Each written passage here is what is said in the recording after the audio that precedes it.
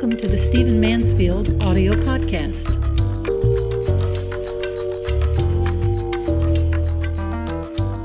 Well, let's talk on this podcast about the Palestinian Authority and the idea of the Palestinian State. This is one of the most heated issues in American politics. A lot of Americans don't really understand it. You know, I certainly understand how people watch the news, and Americans in particular let this stuff just go through their brains and don't really grasp what the deal is.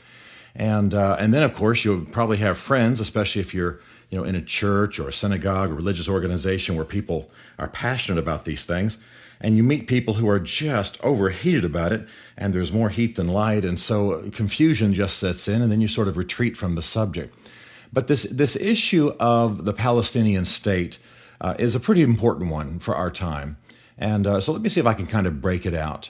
Let me say, first of all, that I have worked in Israel and worked with some members of the Knesset, but I have also spent most of my time in the Arab world. Most of my time in the Middle East I've spent in the Arab world, working both with Arab Christians as well as Muslims, working largely in Iraq.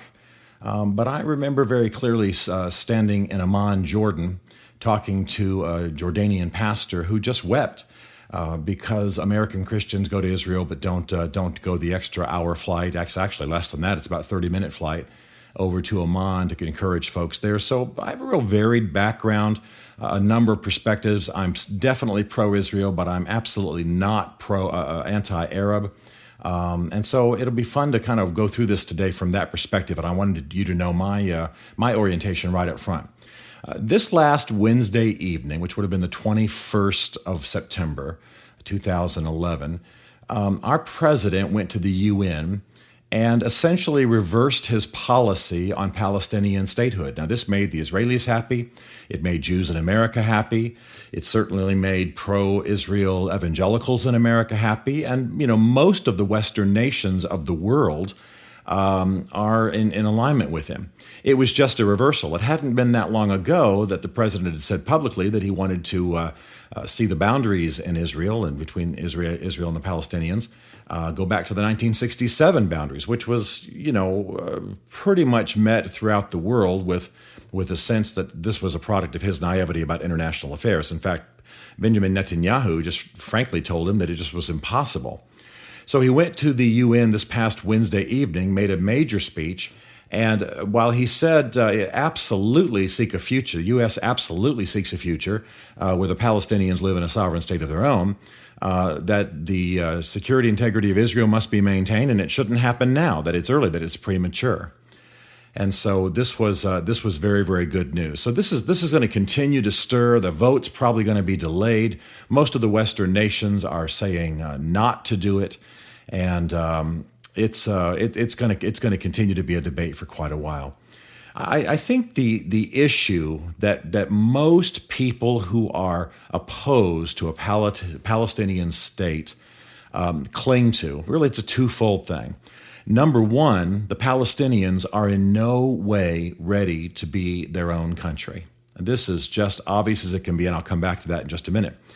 But perhaps the more pressing issue for a lot of friends of Israel around the world is the idea that Israel is essentially about 165 miles north to south, maybe 70, 80 miles east to west.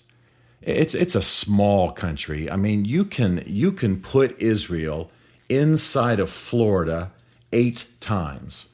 You can put Israel inside of Ireland, for heaven's sakes, 3 times.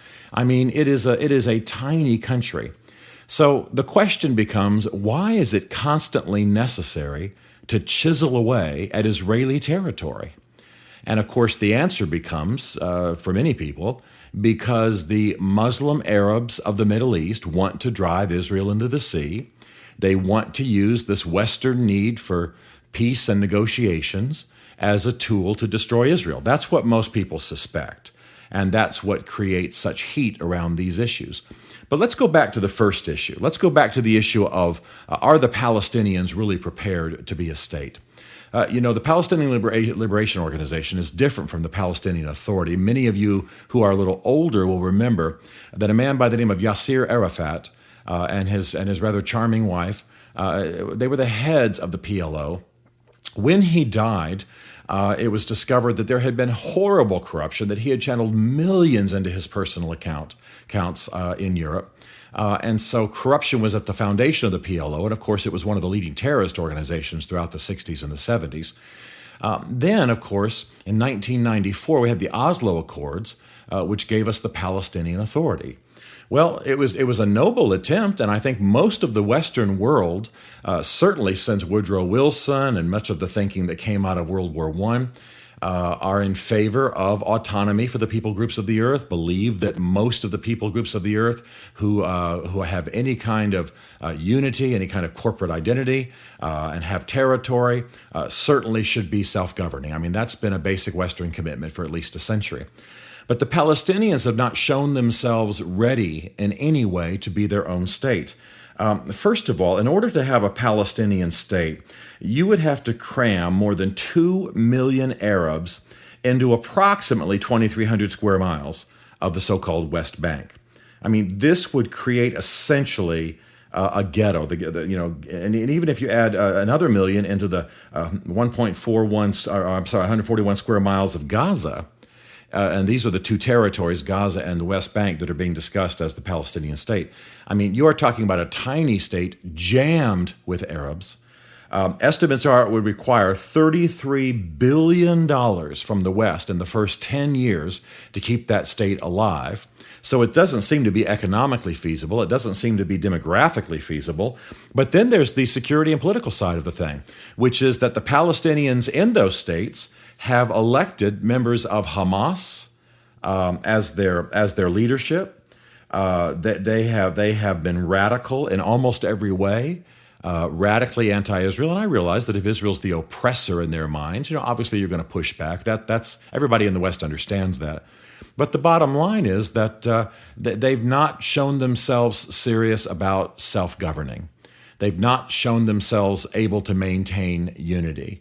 They've not shown themselves interested in any of the things that their leaders give lip service to about Israeli territorial integrity and security. So you're dealing with a pretty volatile situation. And by the way, most of what I'm talking about is quite apart from the whole issue of faith. I mean, for those who are conservative, pro-Israeli evangelicals, there's a rationale faith for believing in Israel and for opposing any removal of their territory. And we've heard statements in the last years by people like Pat Robertson and John Hagee and people like that, largely from what we used to call the religious right, who are opposed to any sort of loss of territory for Israel. And that's, of course, an article of faith. But I'm trying to make my case today. I'm trying to speak of it today, aside from the faith issue. Even if I happen to share Pat Robertson's and John Hagee's view, I'm laying that aside and I'm saying, first of all, why the need when the Arab world is so large? There's so much territory, millions of square miles, much of it uninhabited. Why the need to chisel away at Israel? And obviously it's because some of the geography of Israel is holy to Muslims. We understand that. At the same time, though, nothing has been done by the Palestinians to prepare for statehood. It would become an absolute welfare case from the moment it's born. It would become a haunt of terrorists. There's just no question about that. The Palestinian Authority has done almost nothing to keep terrorism from growing up in its midst. And in fact, this very last week, while the debate was happening at the UN, not only Hamas, but the Palestinian Authority itself threatened violence if there's not a vote. So what you have is this sort of cause célèbre of many decades, the Palestinians, who are, essentially threatening the world with terrorism and insisting on having their own state. It could be that a Palestinian state is the way to go, but the Palestinians themselves will have to show some capacity for self-government. Israel will have to be guaranteed in the world. And I was very proud of our President Barack Obama this past week for making that clear at the UN. Quite frankly, for those of us who watch him for any kind of consistency on issues related to the Middle East and certainly Israel, he's been very inconsistent and frankly, contradictory. And I'm not quick to say that kind of thing. I think those of you who listen to this podcast regularly know that I'm relatively kind, given that I'm a conservative, to Barack Obama. But on Middle East policy, he's been unbelievably confusing. So now he's taken a firm stand. He made American intentions clear, and I'm glad that he has. Even if we're in favor of a Palestinian state, ultimately, the land is simply not ready. And I'm not even sure that it's necessary. As one of the diplomats joked here recently in D.C., we already have a Palestinian state. It's called Jordan. And I think that most of those who are pro-Israel in this country suspect that all of this is about chiseling away at Israel until by negotiation and barter and land for peace and under the table deals to counter terrorism, Israel is simply removed completely. Now, I need to say quickly that I've worked in the Palestinian areas. I'm not one of those who believes that, Arabs are just dogs to be, ground under Israeli tanks. I think Israel often misbehaves on these issues. I've urged in Washington that we favor Israel, but also deal with Israel firmly when they spy on the U.S. or they're inappropriately violent with the Palestinians and what have you. And God knows, it's a powder keg there, and the Israelis have not always behaved. But I will have to say that Israel is probably better for Palestinians and the Muslims in its midst than in almost any other country in the Middle East except Saudi Arabia. The Arabs in Israel do better, have better benefits, get better education.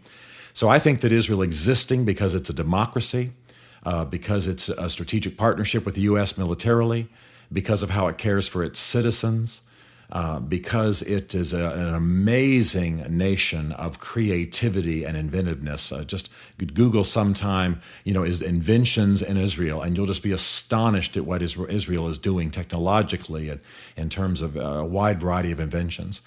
But all that to say, yes, absolutely Israel should exist and be preserved, but that's not to the exclusion of the integrity of the Palestinians, their destiny, their history, their calling.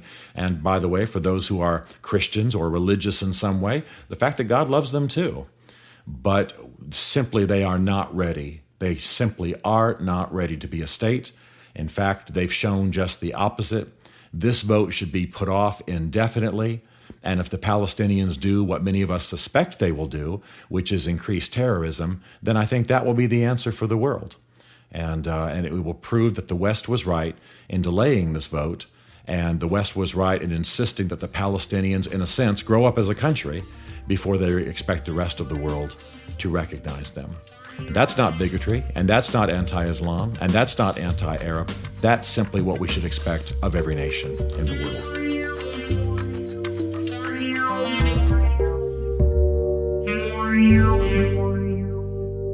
This Stephen Mansfield podcast was brought to you by the Mansfield Group. Find us at mansfieldgroup.com.